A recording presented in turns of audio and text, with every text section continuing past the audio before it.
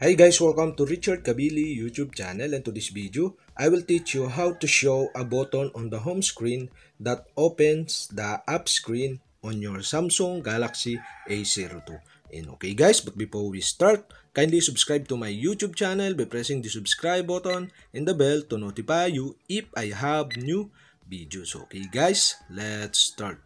So okay guys, all you have to do is press and hold on a screen in your Samsung Galaxy A02 to see the home screen setting below. And okay, you'll have to do is click home screen settings. And okay guys, here in home screen settings, you can see the apps button. And okay guys, if this enable, show a button on the home screen that open the app screen. And okay guys, to enable or to show the button, you all have to do is enable the switch button on the right side.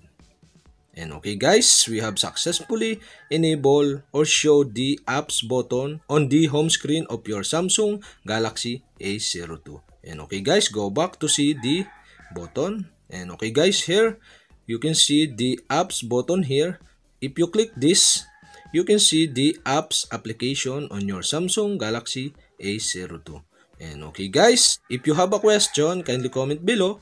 And don't forget to hit the subscribe button and the bell to notify you if I have new videos. Okay guys, thank you for watching.